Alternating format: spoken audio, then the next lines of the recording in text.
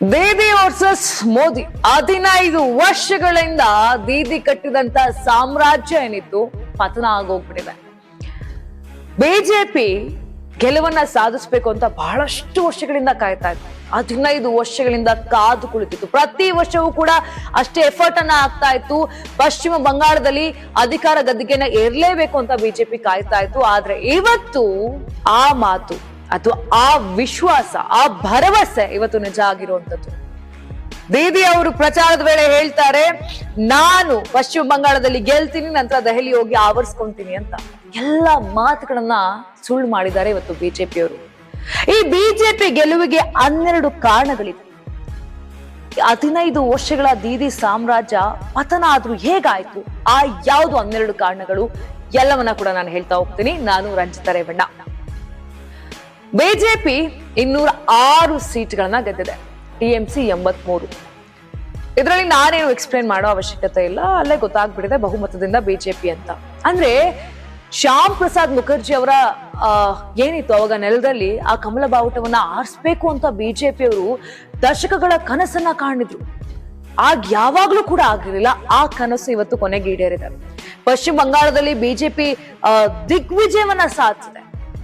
Tough fight, ಪಂಚರಾಜ್ಯಗಳ ಚುನಾವಣೆ ಒಂದು ಕಡೆ ಆದ್ರೆ ಪಶ್ಚಿಮ ಬಂಗಾಳದಲ್ಲಿ ಯಾರು ಬರ್ತಾರೆ, ಯಾರು ಗೆಲ್ತಾರೆ, ದೀದಿ ವರ್ಸಸ್ ಮೋದಿ, ದೀದಿ ವರ್ಸಸ್ ಮೋದಿ ಎಲ್ಲ ನೋಡಿದ್ರು ಇದೇ ಕೂಡ ಆಗಿತ್ತು. ಬಟ್ ಕೊನೆಗೂ ಇವತ್ತು ದೀದಿನ ಕೆಳಗಿಳಿಸಿ ಮೋದಿ ಅವರು ಮೇಲ್ಗಡೆ ಹೋಗಿದ್ದಾರೆ.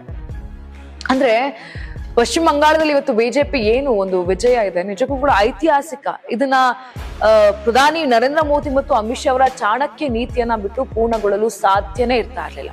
ಅವರ ಚಾಣಕ್ಯ ತನದಿಂದನೇ ಇವತ್ತು ಈ ಒಂದು ಗೆಲುವು ಸಾಧ್ಯ ಆಗಿರುವಂತದ್ದು. 2021ರಲ್ಲಿ ಚುನಾವಣೆ ಆಗುತ್ತೆ, ಅದರಲ್ಲಿ ಮಾಡಿದಂತ ತಪ್ಪುಗಳಿಂದ ನಿಖರವಾದ ಪಾಠವನ್ನ ಕಲಿತಾರೆ ಈ ಚಾಣಕ್ಯಗಳೇನಿದ್ದಾರೆ. ಅಮಿತ್ ಶಾ ಮತ್ತು ಮೋದಿ ಅವರು ಇಬ್ರು ಕೂಡ 2021ರಲ್ಲಿ ಆಗಿದಂತ ಚುನಾವಣೆಯಲ್ಲಿ ತಪ್ಪುಗಳಿಂದ ನಿಖರವಾದ ಪಾಠವನ್ನ ಕಲಿತಾರೆ. 2026ರ ಕಥನಕ್ಕಾಗಿ ಸಂಪೂರ್ಣ ಭಿನ್ನವಾದ ಮತ್ತು ಅಭೇದ್ಯವಾದ ಚಕ್ರ ವ್ಯೂಹವನ್ನ ರಚನೆ ಮಾಡ್ತಾರೆ. ಒಂದೆಡೆ ಮೋದಿ ಅವರ ವರ್ಚಸ್ಸು ಮತ್ತು ಅಭಿವೃದ್ಧಿಯ ಭರವಸೆ, ಇನ್ನೊಂದ್ ಕಡೆ ಅಮಿತ್ ಶಾ ಅವರ ಕರಾರುವಕ್ಕಾದಂತ ಒಂದು ಸಂಘಟನಾ ಚಾತುರ್ಯ ಏನಿದೆ ಅದು. ಈ ಡೆಡ್ಲಿ ಕಾಂಬಿನೇಷನ್ ಇವತ್ತು ಮಮತಾ ಬ್ಯಾನರ್ಜಿ ಅವರ ಕೋಟೆಯ ಅಡಿಪಾಯ ಏನಿತ್ತು ಅದನ್ನ ಅಲುಗಾಡಿಸ್ಬಿಟ್ಟಿದೆ, ಪತನ ಮಾಡ್ಬಿಟ್ಟಿದೆ ಸಾಮ್ರಾಜ್ಯವನ್ನ. ಅಮಿತ್ ಶಾ ಮೈಕ್ರೋ ಮ್ಯಾನೇಜ್ಮೆಂಟ್ಗೆ ಸಿಕ್ಕಿರುವಂತ ಜಯ ಆಗಿರ್ಬೋದು. ದಾಖಲೆ ಮತದಾನದಿಂದ ಇವತ್ತು ಬಿಜೆಪಿ ಗೆಲುವು ಎಷ್ಟು ಸುಲಭ ಆಗಿದೆ ಅಂತ ಹೇಳಿದ್ರೆ, ನಿಜವಾಗ್ಲೂ ಇವತ್ತು ಬಿಜೆಪಿ ಗೆಲ್ಲೋದಕ್ಕೆ ಪ್ರಮುಖವಾಗಿ ಕಾರಣ ಅಂದ್ರೆ ಬಿಜೆಪಿ ಚಾಣಕ್ಯರಾಗಿರುವಂತ ಅಮಿತ್ ಶಾ. ಯಾಕಂದ್ರೆ ತಪ್ಪಾಗುತ್ತಿಲ್ಲ. ತೆರೆಯ ಹಿಂದೆ ಅಮಿತ್ ಶಾ ಅವರ ತಂತ್ರಗಾರಿಕೆ ಏನಿತ್ತು ಅದು ಫುಲ್ಲು ಸಿಸ್ಟಮ್ಯಾಟಿಕ್ ಆಗಿತ್ತು. 2021ರಲ್ಲಿ ಟಿಎಂಸಿ ಇಂದ ಬಂದಂತ ನಾಯಕರು ಎಲ್ರಿಗೂ ಕೂಡ ಮಣೆ ಹಾಕಿದ್ರು. ಮೂಲ ಬಿಜೆಪಿ ಕಾರ್ಯಕರ್ತರನ್ನ ಕಡೆಗಣಿಸಿದ್ದು ಕೂಡ ದೊಡ್ಡ ಹಿನ್ನಡೆ ಆಗಿತ್ತು. ಆ ತಪ್ಪನ್ನ ಈ ಬಾರಿ ಮಾಡಿಲ್ಲ ಅಮಿತ್ ಶಾ ಅವರು. ಆ ತಪ್ಪನ್ನೆಲ್ಲ ಕೂಡ ತಿದ್ಕೊಳ್ತಾರೆ. ಪಕ್ಷಾಂತರಗಳಿಂದ ಮೂಲ ಮತ್ತು ನಿಷ್ಠಾವಂತ ಕಾರ್ಯಕರ್ತರಿಗೆ ಮಣೆ ಹಾಕ್ತಾರೆ. ಅಲ್ಲದೆ ಬಂಗಾಳದ ಚುನಾವಣೆಯಲ್ಲಿ ಅತಿ ದೊಡ್ಡ ಸಮಸ್ಯೆ ಅಂತ ಹೇಳಿದ್ರೆ ರಾಜಕೀಯ ಹಿಂಸಾಚಾರ ಮತ್ತು ಏನು ಈಗೆಲ್ಲ ನಡೀತಾ ಇತ್ತು ಅದೆಲ್ಲ ಆಗಿತ್ತು. ಇದನ್ನ ತಡಿಬೇಕು ಅಂತ ಅಮಿತ್ ಶಾ ಅವರು ಚುನಾವಣಾ ಆಯೋಗದ ಮೂಲಕ ಕಟ್ಟುನಿಟ್ಟಿನ ಕ್ರಮವನ್ನ ಕೈಗೊಳ್ತಾರೆ. ಚುನಾವಣೆಗೂ ಒಂದು ತಿಂಗಳುಗಳ ಮುಂಚೆನೆ ಬಂದು ಅರೆಸೇನಾ ಪಡೆಗಳನ್ನ ಬಂಗಾಳದ ಮೂಲೆ ಮೂಲೆಗೆ ಕಳಿಸ್ತಾರೆ. ಈ ರೂಟ್ ಏನು ಮಾರ್ಚ್ಗಳಿತ್ತು ಸಾಮಾನ್ಯ ಜನರಲ್ಲಿ, ವಿಶೇಷವಾಗಿ ಮಹಿಳೆಯರಲ್ಲಿ ಮತ್ತು ಸೈಲೆಂಟ್ ವೋಟರ್ಸ್ ಗಳಿತ್ತು, ಅವ್ರಿಗೆ ಧೈರ್ಯ ತುಂಬುತ್ತೆ. ಹಿಂಸಾಚಾರ ಅಥವಾ ಬೆದರಿಕೆ, ಟಿಎಂಸಿಯ ಇದನ್ನೆಲ್ಲವನ್ನ ಬಿಟ್ಟು ಧೈರ್ಯವಾಗಿ ಓಟ್ ಹಾಕಿ ಅಂತ ಒಂದು ಏನು ಸ್ಟ್ರಾಟಜಿಯನ್ನ ಮಾಡ್ತಾರೆ ಅಮಿತ್ ಶಾ ಅವ್ರದ್ದು, ಅದು ವರ್ಕೌಟ್ ಆಗುತ್ತೆ. ಇಲ್ಲಿ ಏನು ಟಿಎಂಸಿ ಗುಂಡಗಳ ಬೆದರಿಕೆ ಇಲ್ಲದೆ ಜನ ನಿರ್ಭಯವಾಗಿ ವೋಟ್ ಮಾಡಲಿಕ್ಕೆ ಇವತ್ತು ಸಾಧ್ಯ ಆಗುತ್ತೆ. ನಾನು ಆಗ್ಲೇ ಪ್ರಾರಂಭದಲ್ಲಿ ಕೂಡ ಹೇಳ್ತಾ ಇದ್ದೆ, ಪಶ್ಚಿಮ ಬಂಗಾಳದಲ್ಲಿ ಎರಡು ಹಂತದ ಮತದಾನ ಆಗುತ್ತೆ. ಮೊದಲನೇ ಹಂತದಲ್ಲಿ 92% ಮತದಾನ ಆದ್ರೆ ಎರಡನೇ ಹಂತದಲ್ಲಿ 91% ಮತದಾನ ಆಗುತ್ತೆ. ಹೈಯೆಸ್ಟ್ ಮತದಾನ ಈ ಬಾರಿ ಆಗಿರುವಂತದ್ದು. ಯಾವ್ಯಾವ ಮೂಲೆಯಲ್ಲಿ ಇದ್ರು ಎಲ್ಲರೂ ಕೂಡ ತಮಿಳ್ನಾಡಿಗೆ ಹೆಂಗ್ ಹೋಗಿ ಬೇರೆ ಬೇರೆ ಕಡೆಯಿಂದ ಮತದಾನ ಮಾಡ್ತಾರೋ ಅದೇ ರೀತಿಯಾಗಿ, ಯಾಕಂದ್ರೆ ನಮ್ಗೆ ಗೊತ್ತು ವೆಸ್ಟ್ ಬೆಂಗಾಳಲ್ಲಿ ಇರುವಂತ ಅರ್ಧಕ್ಕರ್ಧ ಜನ ಇವತ್ತು ನಮ್ಮ ಬೆಂಗಳೂರಲ್ಲಿ ಇದ್ದಾರೆ, ಅಕ್ಕಪಕ್ಕ ನಮ್ಮ ಕರ್ನಾಟಕದಲ್ಲಿ ಕೆಲಸ ಮಾಡ್ತಾ ಇದಾರೆ, ವಲಸೆ ಬಂದಿದ್ದಾರೆ. ಅವರೆಲ್ಲರೂ ಕೂಡ ಹೋಗಿ ಮತವನ್ನ ಹಾಕಕ್ಕೆ ಸಾಧ್ಯ ಆಗುತ್ತೆ. ಅದು ಕೂಡ ಪ್ಲಸ್ ಪಾಯಿಂಟ್ ಆಗುತ್ತೆ. ಅಂದ್ರೆ ಇದುವರೆಗೂ ಪಶ್ಚಿಮ ಬಂಗಾಳದಲ್ಲಿ ಅಷ್ಟೊಂದು ವೋಟರ್ ಟರ್ನ್ಔಟ್ ಏನಿದೆ ಅದ್ ನಡೆದೇ ಇರ್ಲಿಲ್ಲ. ಅಷ್ಟು ಟರ್ನ್ಔಟ್ ಏನಾಯ್ತು ಅದು ಕೂಡ ಬಿಜೆಪಿಗೆ ದೊಡ್ಡ ಪ್ಲಸ್ ಪಾಯಿಂಟ್ ಆಯ್ತು. ಇನ್ನು ಮೋದಿ ಸಾಂಸ್ಕೃತಿಕ ಭಾವನಾತ್ಮಕ ಕನೆಕ್ಟ್ ಕೇಂದ್ರದ ಯೋಜನೆ ವರ್ಸಸ್ ಟಿಎಂಸಿಯ ತೋಳಬಾಜಿ, ಅದು ಪ್ರಮುಖ ಕಾರಣ ಆಗುತ್ತೆ. ಅಂದ್ರೆ ಬಂಗಾಳದ ಜನರಿಗೆ ತಮ್ಮ ಭಾಷೆ ಮತ್ತು ಸಂಸ್ಕೃತಿ ಮೇಲೆ ಬಹಳಷ್ಟು ಹೆಮ್ಮೆ ಇತ್ತು. ಇದು ಪ್ರಧಾನಿ ಮೋದಿ ಅವರಿಗೆ ಬಹಳಷ್ಟು ಚೆನ್ನಾಗಿ ಗೊತ್ತಿತ್ತು. ಅಂದ್ರೆ ಹೊರಗಿನವರು ಅಂತ TMC ಆರೋಪ ಏನಿತ್ತು ಅದನ್ನೆಲ್ಲ ಸುಳ್ಳು ಮಾಡ್ಲೇಬೇಕು ಅನ್ನೋದ್ರಲ್ಲಿ ಇವತ್ತು ಯಶಸ್ವಿಯಾಗಿ ನಿಂತಿದ್ದಾರೆ ಪ್ರಧಾನಿ ಮೋದಿ ಅವರು. ಮೋದಿ ಅವರ ಪ್ರತಿಯೊಂದು ಭಾಷಣ ಕೂಡ ಶುರು ಆಗ್ತಾ ಇದ್ದಿದೆ ಬಂಗಾಳಿ ಭಾಷೆಯಲ್ಲಿ.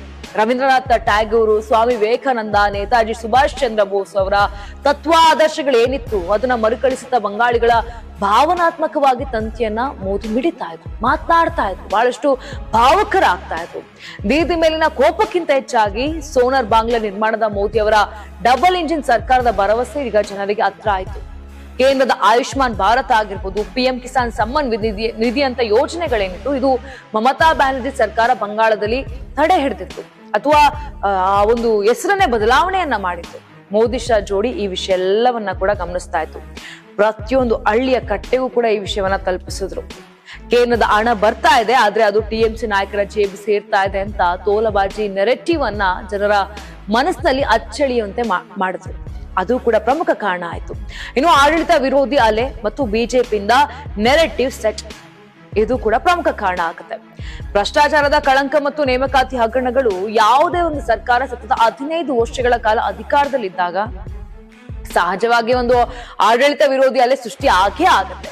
2011ರಲ್ಲಿ 34 ವರ್ಷಗಳ ಕಮ್ಯುನಿಸ್ಟ್ ಆಡಳಿತವನ್ನ ಪರಿವರ್ತನೆ ಎಂಬ ಘೋಷ ವಾಕ್ಯದೊಂದಿಗೆ ಮಮತಾ ಬ್ಯಾನರ್ಜಿ ಕಿತ್ತೆಸಿದ್ದಾರೆ. ಆದ್ರೆ 2026 ಹೊತ್ತಿಗೆ ಅದೇ ಬದಲಾವಣೆಯ ಕೂಗು TMC ವಿರುದ್ಧ ಮೊಳಗುತ್ತೆ. ನಿರುದ್ಯೋಗ, ಕೈಗಾರಿಕೆಗಳ ಕೊರತೆ ಆಗುತ್ತೆ, ತಳಮಟ್ಟದ ನಾಯಕರ ದರ್ಪ ಏನಿರುತ್ತೆ ಸಾಮಾನ್ಯ ಜನರಲ್ಲಿ ತೀವ್ರ ಅಸಮಾಧಾನವನ್ನ ವ್ಯಕ್ತಪಡಿಸುತ್ತೆ, ಸೃಷ್ಟಿ ಮಾಡುತ್ತೆ. ಬಿಜೆಪಿ ಏನ್ ಮಾಡುತ್ತೆ, ಇದನ್ನೇ ತನ್ನ ಪ್ರಮುಖ ಅಸ್ತ್ರವನ್ನಾಗಿ ಮಾಡ್ಕೊಳ್ಳುತ್ತೆ. ಅದು ಕೂಡ ಇಲ್ಲಿ ಮಮತಾ ಬ್ಯಾನರ್ಜಿ ಅವರಿಗೆ, ಅಂದ್ರೆ ಮಮತಾ ಬ್ಯಾನರ್ಜಿ ಅವರ ಸೋಲಿಗೆ ಕಾರಣ ಆಗುತ್ತೆ. ಮಮತಾ ಬ್ಯಾನರ್ಜಿ ಹೋರಾಟಗಾರ್ತಿ ಹೌದು, ಅದನ್ನ ಎರಡು ಮಾತೇ ಇಲ್ಲ. ಆದ್ರೆ ಅವರ ಪಕ್ಷದ ನಾಯಕರು ಏನಿದ್ರು ಅವರು ಜನಸಾಮಾನ್ಯರ ಮೇಲೆ ಶೋಷಣೆಯನ್ನ ಮಾಡ್ತಿರ್ತಾರೆ. ಈ ನರೇಟಿವ್ ಅನ್ನ ಬಿಜೆಪಿ ಏನ್ ಮಾಡುತ್ತೆ, ಪ್ರತಿಯೊಂದು ಜನರ ಮನಸ್ಸಿನಲ್ಲಿ ತಲುಪಿಸುತ್ತೆ, ಅದನ್ನ ಕೂರ್ಸುತ್ತೆ ತಲೆಗೆ. ಅದರ ಪ್ರತಿಫಲವೇ ಇವತ್ತಿನ ಫಲಿತಾಂಶ. ಇನ್ನು ದೀದಿಕೋಟೆಗೆ ಬಿದ್ದಂತ ಅತಿ ದೊಡ್ಡ ಪೆಟ್ಟು ಅಂತ ಹೇಳಿದ್ರೆ ಭ್ರಷ್ಟಾಚಾರದ ಆರೋಪಗಳು. ಶಿಕ್ಷಕರ ನೇಮಕಾತಿ ಹಗರಣ ಆಗಿರ್ಬೋದು, ರೇಷನ್ ಹಗರಣ ಆಗಿರ್ಬೋದು, ಕಲ್ಲಿದ್ದಲು ಕಳ್ಳ ಸಾಗಣೆ, ಈಗ ಸಾಲು ಹಗರಣಗಳು ಬೀದಿ ಸರ್ಕಾರದ ಇಮೇಜ್ ಅನ್ನ ಸಂಪೂರ್ಣವಾಗಿ ಹಾಳು ಮಾಡುತ್ತೆ. ಇದೇ ರೀತಿಯಾಗಿ ಮತ್ತೆ ಕೆಲವೊಂದು ಯಾರ್ದೋ ಮನೆಯಲ್ಲಿ ಕೋಟಿ ಹಣ ಪತ್ತೆ ಆಗಿರುವಂತ ದೃಶ್ಯಗಳು ಬಂಗಾಳದ ಜನರನ್ನ ಒಂದ್ ರೀತಿಯಾಗಿ ಬೆಚ್ಚಿ ಬೀಳ್ಸುತ್ತೆ. ಇನ್ನು ಎಷ್ಟೊಂದು ವೆಸ್ಟ್ ಬೆಂಗಾಲಲ್ಲಿ ಯೂತ್ಸ್ಗಳು ಕೆಲಸ ಸಿಗದೆ ರೋಡ್ ಅನ್ನ ಅಲಿತಾರೆ, ಬೀದಿಯಲ್ಲಿ ಪ್ರತಿಭಟನೆಯನ್ನ ಮಾಡ್ತಾರೆ. ಹಾಗೇನ್ ಮಾಡ್ತಾರೆ, ಆಡಳಿತ ಪಕ್ಷದಂತ ನಾಯಕರು ಭ್ರಷ್ಟಾಚಾರದಲ್ಲಿ ಮುಳುಗಿದ್ದಾರೆ ಎಂಬ ಸಂದೇಶ ರವಾನೆ ಆಗುತ್ತೆ. ಇದು ಕೂಡ ಇಲ್ಲಿ ಬಿಜೆಪಿಗೆ ಪ್ಲಸ್ ಆಗುತ್ತೆ. ಇನ್ನೊಂದು ಪ್ರಮುಖ ಕಾರಣ ಅಂದ್ರೆ ಸಂದೇಶ್ ಖಾಲಿ ದಂಗೆ, ಕಳಚಿದಂತ ಮಹಿಳಾ ಕವಚ ಮತ್ತು ಆರ್ಜಿಕರ್ ರೇಪ್ ಕೇಸ್ನ ದೊಡ್ಡ ಹೊಡೆತ. ಮಮತಾ ಬ್ಯಾನರ್ಜಿ ಅವರ ಅತಿ ದೊಡ್ಡ ಶಕ್ತಿ ಅಂದ್ರೆ ಮಹಿಳಾ ಮತದಾರ. ಲಕ್ಷ್ಮೀರ್ ಭಂಡಾರ್ನಂತಹ ಯೋಜನೆಗಳು ಮಹಿಳೆಯರನ್ನ TMC ಆಪ್ತರನ್ನಾಗಿ ಮಾಡಿತು. ಆದ್ರೆ 2024 ಆರಂಭದಲ್ಲಿ ನಡೆದಂತ ಸಂದೇಶ್ ಖಾಲಿ ಘಟನೆ ಏನಿದೆ ಇಡೀ ಬಂಗಾಳದ ರಾಜಕೀಯ ದಿಕ್ಕನ್ನೇ ಬದಲಾಯಿಸಿದೆ. TMC ಮುಖಂಡ ಶೇಖ್ ಶಹಜಹಾನ್ ಮತ್ತು ಆತನ ಬೆಂಬಲಿಗರು ಹಿಂದೂ ಮಹಿಳೆಯರ ಮೇಲೆ ದೌರ್ಜನ್ಯವನ್ನ ಮಾಡ್ತಾರೆ. ಭೂ ಕಬಳಿಕೆಯ ಕರಾಳ ಮುಖಗಳು ಹೊರಬರುತ್ತೆ. ಆಗ ದೀದಿಯ ಸರ್ಕಾರ ಆರೋಪಿಗಳನ್ನ ರಕ್ಷಣೆ ಮಾಡ್ಲಿಕ್ಕೆ ಪ್ರಯತ್ನ ಪಡುತ್ತೆ ಅಂತ ಆರೋಪಗಳು ಕೂಡ ಕೇಳಿ ಬರುತ್ತೆ. ಇದು ಕೇವಲ ಒಂದು ಹಳ್ಳಿಯ ಸಮಸ್ಯೆಯಾಗಿ ಉಳಿಯೋದಿಲ್ಲ, ಬಂಗಾಳದ ಪ್ರತಿ ಮನೆಯ ಮಹಿಳೆಯರ ಸುರಕ್ಷತೆ ಪ್ರಶ್ನೆಯಾಗಿ ಮಾರ್ಪಡುತ್ತೆ. ಯಾರು ದೀದಿ ಅವರ ಒಂದು ಪಕ್ಷದಲ್ಲಿ ಮಹಿಳೆಯರಿಗೆ ಜಾಸ್ತಿ ಆದ್ಯತೆಯನ್ನ ಕೊಡ್ತಾರೆ, ಒಂದು 30% ಟಿಕೆಟ್ ಕೊಡುವಂಥದ್ದೇ ಮಹಿಳೆಯರಿಗೆ.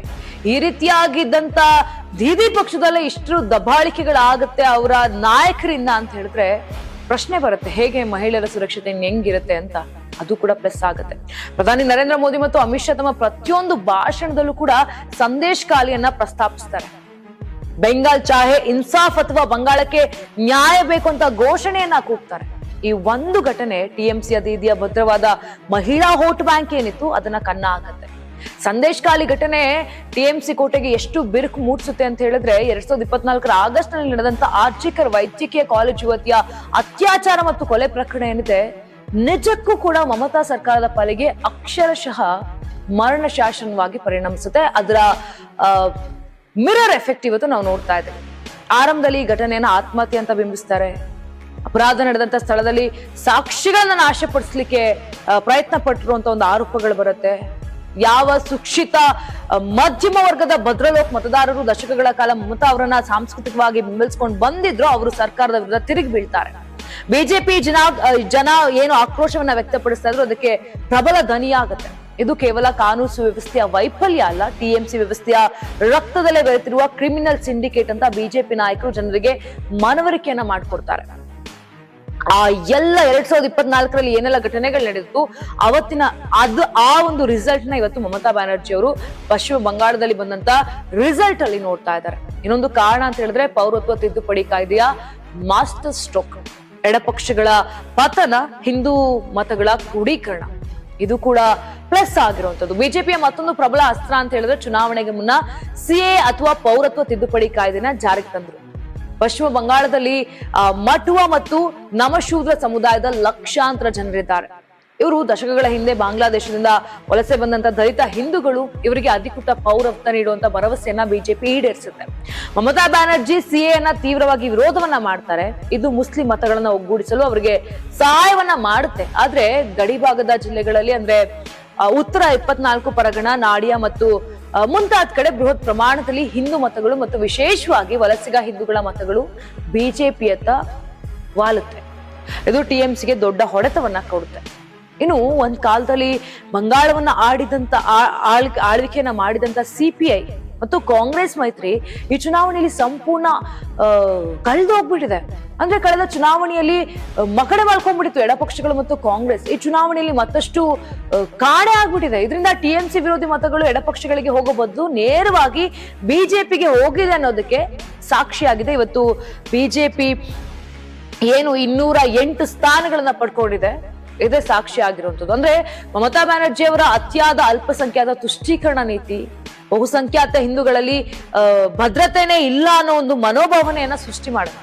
ರಾಮನವಮಿ ಮೆರವಣಿಗೆಗಳ ಮೇಲಿನ ನಿರ್ಬಂಧಗಳು, ಸಂದೇಶಕಾಲಿ ಘಟನೆಗಳು ಇಡೀ ಬಂಗಾಳದಾದ್ಯಂತ ಹಿಂದೂ ಮತಗಳ ಧ್ರುವೀಕರಣಕ್ಕೆ ಇವತ್ತು ಕಾರಣ ಆಗಿದೆ. ಇದು ನಗರ ಪ್ರದೇಶಗಳು ಮತ್ತು ಗ್ರಾಮೀಣ ಪ್ರದೇಶ ಎರಡರಲ್ಲೂ ಕೂಡ ಬಿಜೆಪಿಗೆ ಭಾರಿ ಲಾಭವನ್ನ ತಂದುಕೊಟ್ಟಿದೆ. ಇನ್ನೊಂದು ಕಾರಣವನ್ನ ನೋಡೋದಾದ್ರೆ ಸ್ಥಳೀಯ ನಾಯಕತ್ವ ಮತ್ತು ಬೂತ್ ಸಬಲೀಕರಣ, RSS ನೈತಿಕ ಬೆಂಬಲ ಮತ್ತು SIR ಇದು ಬಹಳಷ್ಟು ಮುಖ್ಯ ಆಗುತ್ತೆ. 2021ರ ಚುನಾವಣೆಯಲ್ಲಿ ಬಿಜೆಪಿ ಮಾಡಿದ ಅತಿ ದೊಡ್ಡ ತಪ್ಪು ಅಂದ್ರೆ ಸಂಪೂರ್ಣವಾಗಿ ಕೇಂದ್ರ ನಾಯಕರ ಮೇಲೆ ಅಂದ್ರೆ ಮೋದಿ ಹಾಗೂ ಅಮಿತ್ ಶಾ ಮೇಲೆ ಡಿಪೆಂಡ್ ಆಗಿತ್ತು. ಆದ್ರೆ 2026ರ ಹೊತ್ತಿಗೆ ಬಿಜೆಪಿ ತನ್ನ ತಂತ್ರ ಏನಿತ್ತು ಅದನ್ನ ಸಂಪೂರ್ಣವಾಗಿ ಬದಲಾವಣೆಯನ್ನ ಮಾಡುತ್ತೆ. ಸುವೇಂದು ಅಧಿಕಾರಿ, ಸಮೀಕ್ ಭಟ್ಟಾಚಾರ್ಯ, ದಿಲೀಪ್ ಘೋಷು, ಅಗ್ನಿಮಿತ್ರ ಪಾಲು, ರಾಜೇಶ್ ಅಗರ್ವಾಲ್ ಇವರಂತ ಪ್ರಬಲ ಸ್ಥಳೀಯ ನಾಯಕರಿಗೆ ಸಂಪೂರ್ಣ ಜವಾಬ್ದಾರಿಯನ್ನ ಕೊಡ್ತಾರೆ.